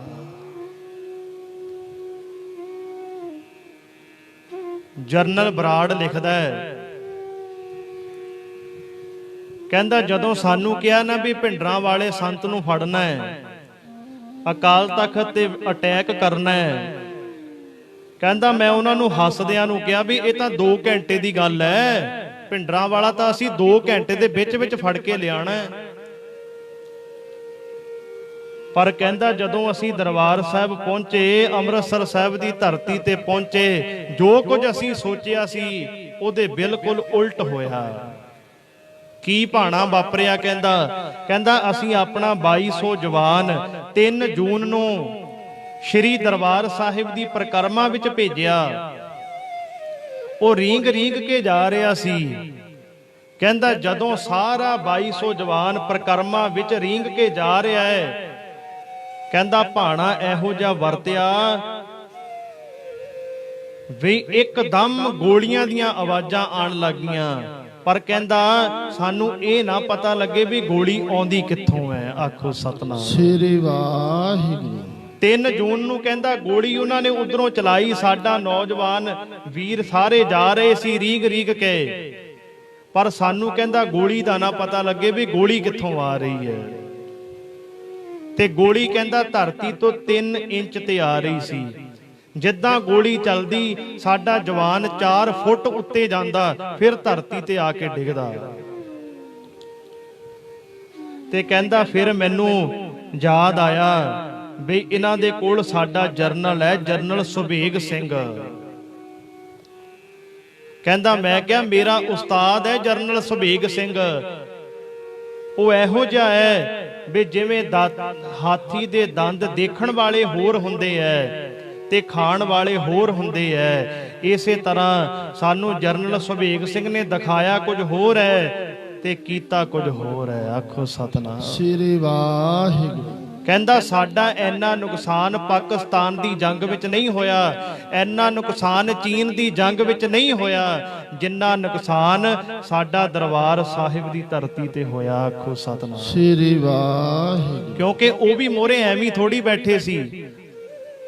ਸੰਤ ਬਾਬਾ ਜਰਨੈਲ ਸਿੰਘ ਜੀ ਖਾਲਸਾ ਦਾ ਬਚਨ ਸੀ ਵੀ ਜਿਸ ਦਿਨ ਸਰਕਾਰ ਸ਼੍ਰੀ ਹਰਮੰਦਰ ਸਾਹਿਬ, ਸ਼੍ਰੀ ਅਕਾਲ ਤਖਤ ਸਾਹਿਬ ਤੇ ਅਟੈਕ ਕਰੇਗੀ, ਜਿੰਨਾ ਚਿਰ ਮੇਰੇ ਜ਼ਿੰਦਗੀ 'ਚ ਮੇਰੀ ਜਾਨ ਚੱਲਦੀ ਹੈ, ਮੇਰੇ ਸਰੀਰ ਵਿੱਚ ਸਵਾਸ ਚੱਲਦੇ ਹਨ, ਉਨਾ ਚਿਰ ਮੈਂ ਇਹਨਾਂ ਨੂੰ ਦਰਬਾਰ ਸਾਹਿਬ ਦੀ ਪਰਿਕਰਮਾ ਵਿੱਚ ਨਹੀਂ ਆਣ ਦਿਆਂਗਾ। ਆਖੋ ਸਤਨਾਮ। ਸ੍ਰੀ ਵਾਹਿਗੁਰੂ। ਸੰਤਾਂ ਨੇ ਆਖਿਆ ਸੀ 72 ਘੰਟੇ ਮੈਂ ਇਹਨਾਂ ਨੂੰ ਅੰਦਰ ਨਹੀਂ ਆਣ ਦਿਆਂਗਾ। ਸੱਚ ਹੈ। 1 ਜੂਨ ਤੋਂ ਸਾਕਾ ਸ਼ੁਰੂ ਹੋਇਆ।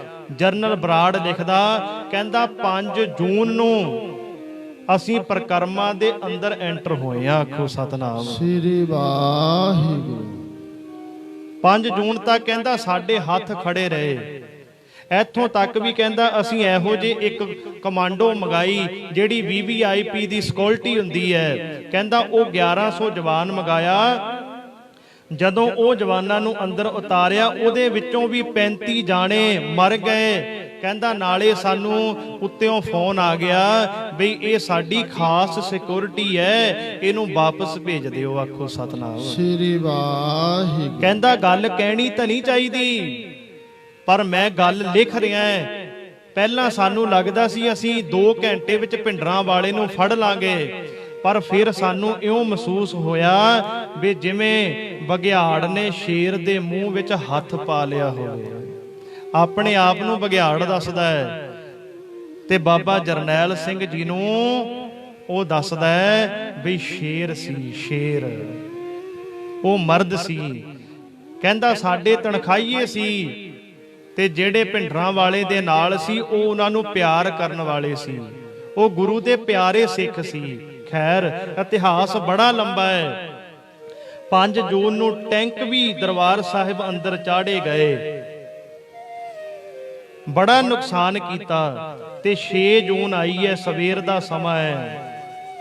ਲਗਭਗ ਇਤਿਹਾਸ ਲਿਖਦਾ 9 ਵਜੇ ਦੇ ਸਮੇਂ ਬਾਬਾ ਜਰਨੈਲ ਸਿੰਘ ਜੀ ਆਪਣੇ ਸਾਥੀਆਂ ਦੇ ਨਾਲ ਬਾਹਰ ਆਏ ਤੇ ਬਾਹਰ ਆ ਕੇ ਬਾਬਾ ਜਰਨੈਲ ਸਿੰਘ ਜੀ ਨੇ ਸਾਹਮਣੇ ਦੁਸ਼ਮਣ ਦੇ ਨਾਲ ਮੁਕਾਬਲਾ ਕੀਤਾ ਤੇ ਲਗਭਗ 9 ਵਜੇ ਬਾਬਾ ਜਰਨੈਲ ਸਿੰਘ ਜੀ ਸ਼ਹੀਦੀ ਪ੍ਰਾਪਤ ਕਰ ਗਏ।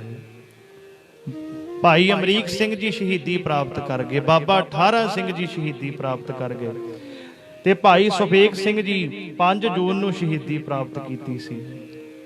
ਇਹ ਉਹ ਮਰਦ ਯੋਧਿਆਂ ਦਾ ਇਤਿਹਾਸ ਹੈ ਜਿਹੜਾ ਆਪਾਂ ਸਰਵਣ ਕੀਤਾ। ਕਈ ਕਹਿ ਦਿੰਦੇ ਐ ਵੀ ਸੰਤ ਹਿੰਦੂਆਂ ਦੇ ਵਿਰੋਧੀ ਸੀ, ਪਰ ਨਹੀਂ ਪਿਆਰਿਓ, ਸੰਤ ਹਿੰਦੂਆਂ ਦੇ ਵਿਰੋਧੀ ਨਹੀਂ ਸੀ। ਜੇ ਸੰਤ ਹਿੰਦੂਆਂ ਦੇ ਵਿਰੋਧੀ ਹੁੰਦੇ ਨਾ, ਫਿਰ ਇੱਕ ਸਿੱਖ ਆਇਆ ਬਾਬਾ ਜੀ ਦੇ ਕੋਲ ਜਿਹਦਾ ਨਾਮ ਸੀ ਭਾਈ ਮੋਹਨ ਸਿੰਘ। ਇਹ ਹਿੰਦੂ ਪਰਿਵਾਰ ਦਾ ਬੱਚਾ ਸੀ। ਸੰਤਾਂ ਕੋਲ ਆ ਕੇ ਅੰਮ੍ਰਿਤ ਛਕਿਆ। ਇਹਦੇ ਘਰ ਵਿੱਚ 3 ਧੀਆਂ ਸਨ, 3 ਧੀਆਂ।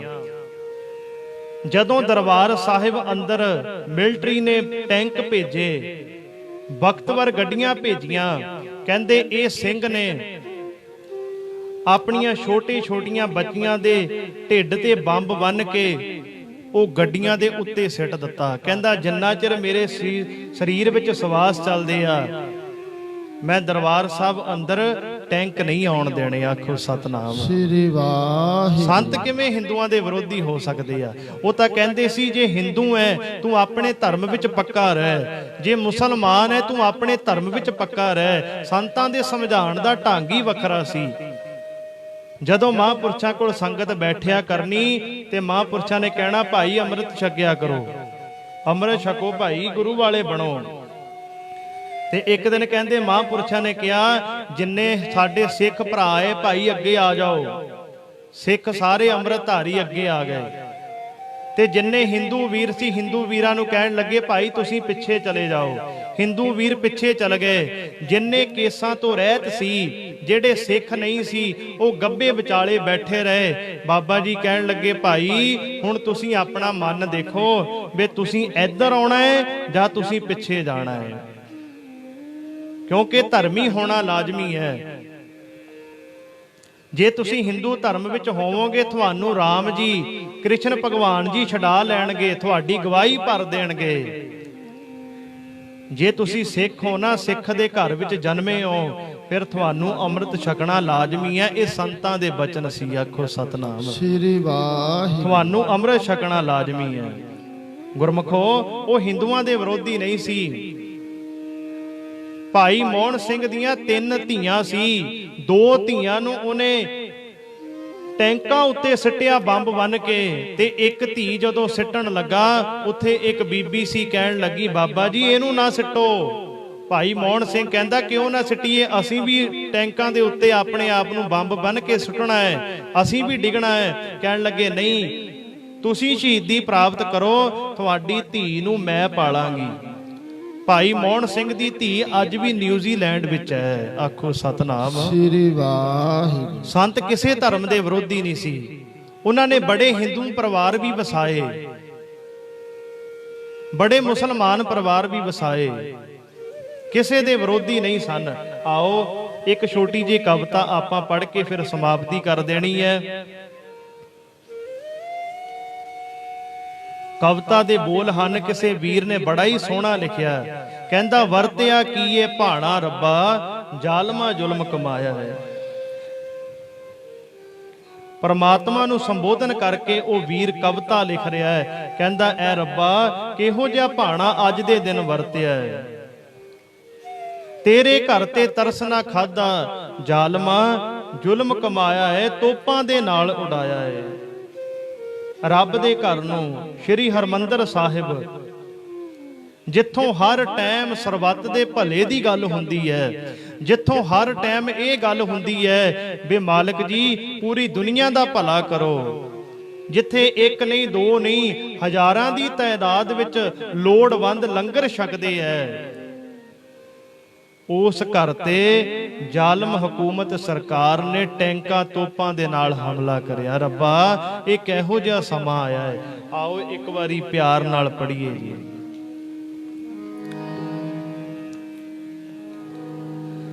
ਅੰਮ੍ਰਿਤਸਰ ਵੱਲੋਂ ਚੱਲਦੀ ਹਵਾ ਵਿੱਚੋਂ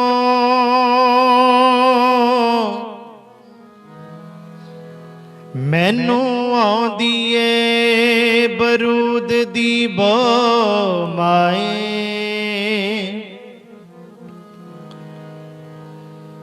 ਵਿੱਚ ਚੁੱਲ੍ਹੇ ਤੂੰ ਬਾਲਦੀ ਅੱਗ ਜਿਹੜੀ ਲੱਗਦੀ ਸ਼ਹੀਦਾਂ ਦੇ ਸਿਵਿਆਂ ਦੀ ਲੋ ਮਾਏ। ਗੋਲੀਆਂ ਹਰਮੰਦਰ ਦੀ ਹਿੱਕ ਵਿੰਨੀ, ਮਾਰੀ ਕੌਮ ਨੇ ਤਾਈਓ ਆਵਾਜ਼ ਮਾਏ। ਵਰਤਿਆ ਕੀਏ ਭਾਣਾ ਰੱਬਾ, ਜ਼ਾਲਮਾ ਜ਼ੁਲਮ ਕਮਾਇਆ ਏ। ਵਰਤਿਆ ਕੀਏ ਭਾਣਾ ਰੱਬਾ, ਜ਼ਾਲਮਾ ਜ਼ੁਲਮ ਕਮਾਇਆ ਏ। ਤੇਰੇ ਘਰ ਤੇ ਤਰਸ ਨਾ ਖਾਦਾ, ਤੋਪਾਂ ਨਾਲ ਉਡਾਇਆ। ਤੇਰੇ ਘਰ ਤੇ ਤਰਸ ਨਾ ਖਾਦਾ, ਤੋਪਾਂ ਨਾਲ ਉਡਾਇਆ।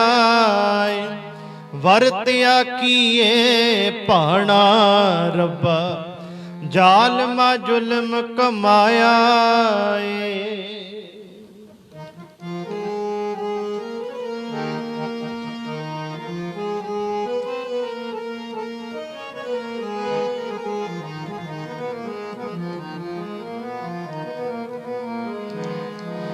ਹਰਮੰਦਰ ਸਾਹਿਬ ਦੇ ਸੀਨੇ ਦੇ ਵਿੱਚ ਜ਼ਾਲਮਾਂ ਗੋਲੇ ਮਾਰੇ ਸੀ। ਤਾਬਿਆ ਬੈਠੇ ਸਿੰਘ ਵੀ ਰੱਬਾ, ਮੌਤ ਦੇ ਘਾਟ ਉਤਾਰੇ ਸੀ। ਹਰਮੰਦਰ ਸਾਹਿਬ ਦੇ ਸੀਨੇ ਦੇ ਵਿੱਚ ਜ਼ਾਲਮਾਂ ਗੋਲੇ ਮਾਰੇ ਸੀ। ਤਾਬਿਆ ਬੈਠੇ ਸਿੰਘ ਵੀ ਰੱਬਾ, ਮੌਤ ਦੇ ਘਾਟ ਉਤਾਰੇ ਸੀ। ਕੀਰਤਨ ਵੀ ਸੀ ਬੰਦ ਹੋ ਗਿਆ, ਕੀਰਤਨ ਵੀ ਸੀ ਬੰਦ ਹੋ ਗਿਆ। ਵਕਤ ਕਿਹੋ ਜਿਹਾ ਆਇਆ ਏ। ਵਰਤਿਆ ਕੀਏ ਭਾਣਾ ਰੱਬਾ, ਜ਼ਾਲਮਾ ਜ਼ੁਲਮ ਕਮਾਇਆ ਏ। ਵਰਤਿਆ ਕੀਏ ਭਾਣਾ ਰੱਬਾ, ਜ਼ਾਲਮਾ ਜ਼ੁਲਮ ਕਮਾਇਆ ਏ।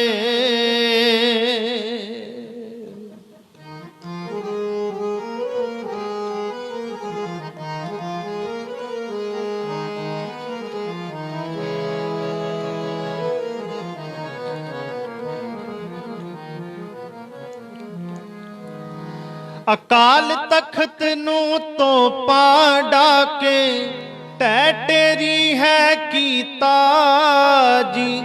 ਸੁਨਹਿਰੀ ਗੁਬਦ ਦੀ ਚਮਕ ਨਾ ਦਿਸੇ ਬਰਬਾਦ ਗੋਲਿਆਂ ਕੀਤਾ ਜੀ। ਅਕਾਲ ਤਖਤ ਨੂੰ ਤੋਪਾਂ ਡਾਕੇ ਢਹਿ ਢੇਰੀ ਹੈ ਕੀਤਾ ਜੀ। ਸੁਨਹਿਰੀ ਗੁਬਦ ਦੀ ਚਮਕ ਨਾ ਦਿਸੇ ਬਰਬਾਦ ਗੋਲਿਆਂ ਕੀਤਾ ਜੀ। ਤਨਖਾਈਆ ਜਿੱਥੇ ਪਹੁੰਚ ਨਾ ਸਕੇ, ਤਨਖਾਈਆ ਜਿੱਥੇ ਪਹੁੰਚ ਨਾ ਸਕੇ, ਆਸ਼ੋਰ ਕਾਫਰਾਂ ਪਾਇਆ ਏ। ਵਰਤਿਆ ਕੀਏ ਭਾਣਾ ਰੱਬਾ, ਜ਼ਾਲਮਾ ਜ਼ੁਲਮ ਕਮਾਇਆ ਏ। ਵਰਤਿਆ ਕੀਏ ਭਾਣਾ ਰੱਬਾ, ਜ਼ਾਲਮਾ ਜ਼ੁਲਮ ਕਮਾਇਆ ਏ।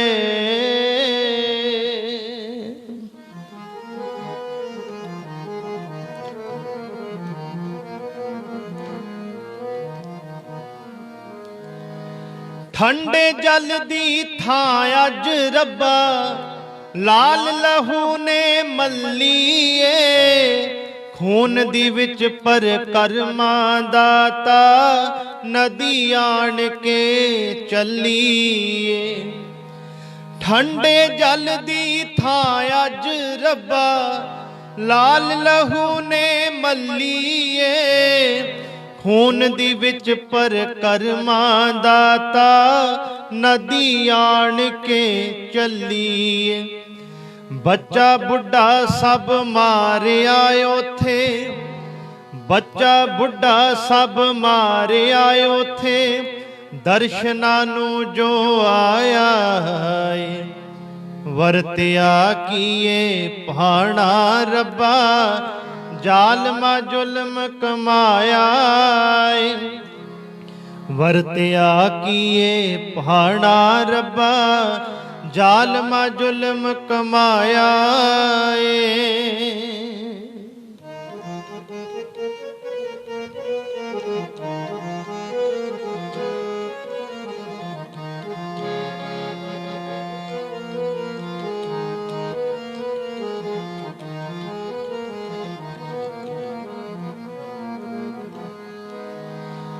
ਹਰਮੰਦਰ ਸਾਹਿਬ ਦੇ ਦਰ ਤੇ ਜ਼ਾਲਮ ਜੋੜੇ ਪਾ ਕੇ ਆਏ ਨੇ। ਪਰ ਕਰਮਾਂ ਦੀ ਇੱਟ ਇੱਟ ਤੇ ਰੱਬਾ, ਦਾਗ ਕਾਫਰਾਂ ਲਾਏ। ਹਰਮੰਦਰ ਸਾਹਿਬ ਦੇ ਦਰ ਤੇ ਜ਼ਾਲਮ ਜੋੜੇ ਪਾ ਕੇ ਆਏ ਨੇ।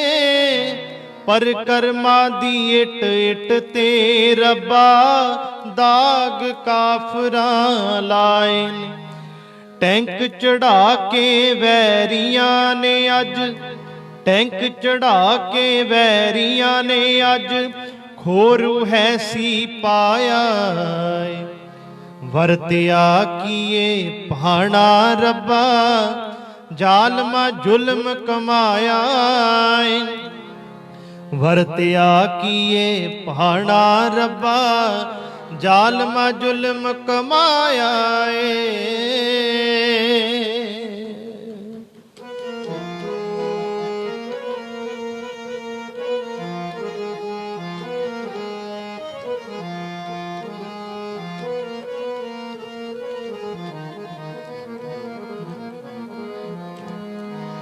ਦੋ में बुंगे जो जाद पुरानी, ਤੋਪਾਂ ਨਾਲ ਉਡਾਏ ਨੇ। ਆਸ ਪਾਸ ਦੇ ਘਰ ਵੀ ਰੱਬਾ, ਵੈਰੀਆਂ ਆਣ ਕੇ ਢਾਏ ਨੇ। ਦੋਵੇਂ ਬੁੰਗੇ ਜੋ ਜਾਦ ਪੁਰਾਣੀ, ਤੋਪਾਂ ਨਾਲ ਉਡਾਏ ਨੇ। ਆਸ ਪਾਸ ਦੇ ਘਰ ਵੀ ਰੱਬਾ, ਢਾਏ ਨੇ। ਕੀ ਦੱਸਾਂ ਕੋਈ ਕਲਮ ਨਾ ਲਿਖਦੀ, ਕੀ ਦੱਸਾਂ ਕੋਈ ਕਲਮ ਨਾ ਲਿਖਦੀ। ਦੇਖ ਕੇ ਹਾਂ ਜੋ ਆਇਆ ਏ। ਵਰਤਿਆ ਕੀਏ ਭਾਣਾ ਰੱਬਾ, ਜ਼ਾਲਮਾ ਜ਼ੁਲਮ ਕਮਾਇਆ। ਤੇਰੇ ਘਰ ਤੇ ਤਰਸ ਨਾ ਖਾਦਾ, ਤੋਪਾਂ ਨਾਲ ਉਡਾਇਆ ਏ। ਜ਼ਾਲਮਾ ਜ਼ੁਲਮ ਕਮਾਇਆ ਏ, ਜ਼ਾਲਮਾ ਜ਼ੁਲਮ ਕਮਾਇਆ ਏ। ਸੋ ਸਾਧ ਸੰਗਤ ਜੀ, ਇਸ ਤਰ੍ਹਾਂ ਸ੍ਰੀ ਦਰਬਾਰ ਸਾਹਿਬ ਸਰਕਾਰ ਨੇ ਅਟੈਕ ਕੀਤਾ। ਪਰਮਾਤਮਾ ਦੇ ਘਰ ਨੂੰ ਵੀ ਨਹੀਂ ਛੱਡਿਆ ਗਿਆ। ਹਰਮੰਦਰ ਸਾਹਿਬ ਤਾਬਿਆ ਬੈਠੇ ਸਿੰਘ ਦੇ ਵੀ ਗੋਲੀ ਲੱਗੀ, ਜਿਹੜੀ ਗੋਲੀ ਮੁੜ ਕੇ ਧੰਨ ਸ੍ਰੀ ਗੁਰੂ ਗ੍ਰੰਥ ਸਾਹਿਬ ਮਹਾਰਾਜ ਜੀਆਂ ਵਿੱਚ ਵੀ ਲੱਗੀ। ਕੀਰਤਨ ਵੀ ਬੰਦ ਰਿਹਾ।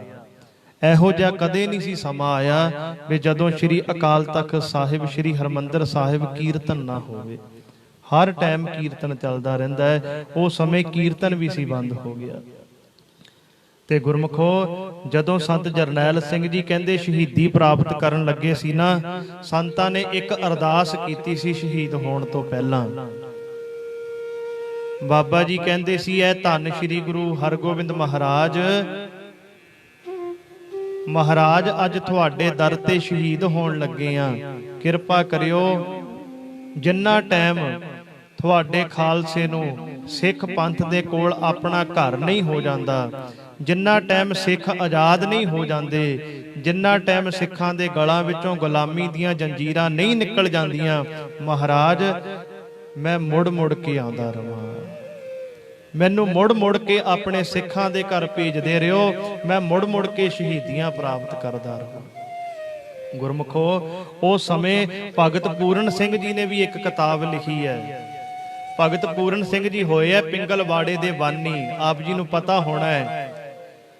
ਭਗਤ ਪੂਰਨ ਸਿੰਘ ਜੀਆਂ ਨੂੰ ਅਵਾਰਡ ਦਿੱਤਾ ਸੀ ਪਦਮ ਸ਼੍ਰੀ ਦਾ। ਤੇ ਜਦੋਂ ਅਟੈਕ ਹੋਇਆ ਸੀ, ਭਗਤ ਪੂਰਨ ਸਿੰਘ ਜੀ ਵੀ ਉਸ ਸਮੇਂ ਹਰਮੰਦਰ ਸਾਹਿਬ ਦੇ ਅੰਦਰ ਸਨ, ਸ੍ਰੀ ਅਕਾਲ ਤਖਤ ਸਾਹਿਬ ਦੇ ਅੰਦਰ ਸਨ।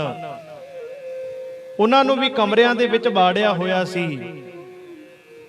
ਤੇ ਭਗਤ ਪੂਰਨ ਸਿੰਘ ਜੀ ਇੱਕ ਛੋਟੀ ਜਿਹੀ ਕਿਤਾਬ ਦੇ ਵਿੱਚ ਲਿਖਦੇ ਐ, ਕਹਿੰਦੇ ਮੈਂ ਆਪਣੇ ਅੱਖੀਂ ਦੇਖਿਆ ਇੱਕ ਮਾਂ ਆਪਣੇ ਛੋਟੇ ਜਿਹੇ ਪੋਤਰੇ ਨੂੰ ਨਾਲ ਲੈ ਕੇ ਆਈ ਹੋਈ ਸੀ। 3-4 ਸਾਲ ਦਾ ਪੋਤਾ ਹੋਣਾ ਦਾਦੀ ਦਾ। ਕਹਿੰਦੇ ਮੈਂ ਦੇਖ ਰਿਹਾ ਸੀ, ਉਹਦਾ ਪੋਤਾ ਆਪਣੀ ਦਾਦੀ ਨੂੰ ਕਹਿ ਰਿਹਾ ਸੀ, ਦਾਦੀ ਮੈਨੂੰ ਬੜੀ ਪਿਆਸ ਲੱਗੀ ਹੈ।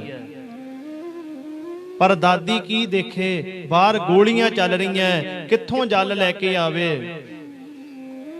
ਜਦੋਂ ਕਹਿੰਦੇ ਗੋਲੀਆਂ ਦੀ ਆਵਾਜ਼ ਖਤਮ ਹੋਈ, ਬਾਅਦ ਵਿੱਚ ਇੱਕ ਫੌਜ ਦਾ ਸਿਪਾਹੀ ਬਾਹਰ ਘੁੰਮ ਰਿਹਾ ਸੀ। ਉਹ ਦਾਦੀ ਨੇ ਜਾ ਕੇ ਫੌਜੀ ਨੂੰ ਕਿਹਾ, ਕਹਿਣ ਲੱਗੇ ਮੇਰੇ ਪੋਤੇ ਨੂੰ ਬੜੀ ਪਿਆਸ ਲੱਗੀ ਹੈ, ਤੁਸੀਂ ਇਹਨੂੰ ਪਾਣੀ ਪਿਲਾ ਦਿਓ, ਸਾਨੂੰ ਕਿਤੋਂ ਪਾਣੀ ਲਿਆ ਕੇ ਦੇ ਦਿਓ। ਕਿਉਂਕਿ ਸ੍ਰੀ ਦਰਬਾਰ ਸਾਹਿਬ ਜਿਹੜਾ ਸਰੋਵਰ ਸੀ ਨਾ ਜੀ, ਉਹਦੇ ਵਿੱਚ ਵੀ ਲਾਸ਼ਾਂ ਉੱਤੇ ਤੈਰਦੀਆਂ ਸਨ। ਦਰਬਾਰ ਸਾਹਿਬ ਸਰੋਵਰ ਦੇ ਵਿੱਚ ਪਾਣੀ ਦਾ ਰੰਗ ਵੀ ਲਾਲ ਹੋ ਗਿਆ ਸੀ, ਪਾਣੀ ਪੀਣ ਦੇ ਯੋਗ ਨਹੀਂ ਸੀ ਰਿਹਾ। ਕਹਿੰਦੇ ਫੌਜੀ ਨੇ, ਭਗਤ ਪੂਰਨ ਸਿੰਘ ਜੀ ਕਹਿੰਦੇ ਮੈਂ ਸੁਣ ਰਿਹਾ ਹਾਂ। ਫੌਜੀ ਕਹਿਣ ਲੱਗਾ, ਆਪਕੇ ਪੋਤਰੇ को प्यास लगी है? ਦਾਦੀ ਕਹਿਣ ਲੱਗੀ ਹਾਂ ਪਿਆਸ ਲੱਗੀ ਹੈ। ਕਹਿੰਦਾ ਭਗਤ ਪੂਰਨ ਸਿੰਘ ਕਹਿੰਦਾ ਵੀ ਜਦੋਂ ਉਹਨੇ ਐਦਾਂ ਕਿਹਾ ਨਾ ਵੀ ਪਿਆਸ ਲੱਗੀ ਹੈ, ਕਹਿੰਦਾ ਮੈਨੂੰ ਲੱਗਾ ਬਈ ਇਹ ਫੌਜੀ ਹੁਣ ਪਾਣੀ ਲੈ ਕੇ ਆਏਗਾ, ਇਹ ਛੋਟੇ ਜਿਹੇ ਬੱਚੇ ਨੂੰ ਪਾਣੀ ਪਿਲਾਏਗਾ। ਪਰ ਕਹਿੰਦਾ ਬਿਲਕੁਲ ਉਲਟ ਹੋਇਆ। ਉਹ ਫੌਜੀ ਕਹਿੰਦਾ ਆਪਕੇ ਬੱਚੇ को प्यास लगी है? ਦਾਦੀ ਕਹਿਣ ਲੱਗੀ ਹਾਂ। ਕਹਿੰਦੇ ਉਹ ਛੋਟੇ ਜਿਹੇ ਬੱਚੇ ਨੂੰ ਲੱਤਾਂ ਤੋਂ ਫੜਿਆ, ਪੁੱਠਾ ਉੱਤੇ ਨੂੰ ਚੱਕਿਆ, ਉੱਤੇ ਨੂੰ ਚੱਕ ਕੇ ਘੁਮਾ ਕੇ ਫਰਸ਼ ਤੇ ਮਾਰਿਆ। ਉਹ ਬੱਚੇ ਦੀ ਖੋਪੜੀ ਦੇ ਵਿੱਚੋਂ ਨਾੜਾਂ ਨਿਕਲ ਗਈਆਂ ਸੀ। ਆਖੋ ਸਤਨਾਮ ਸ੍ਰੀ ਵਾਹਿਗੁਰੂ। ਭਗਤ ਪੂਰਨ ਸਿੰਘ ਜੀ ਕਹਿੰਦੇ ਮੈਂ ਦੇਖ ਰਿਹਾ ਸੀ।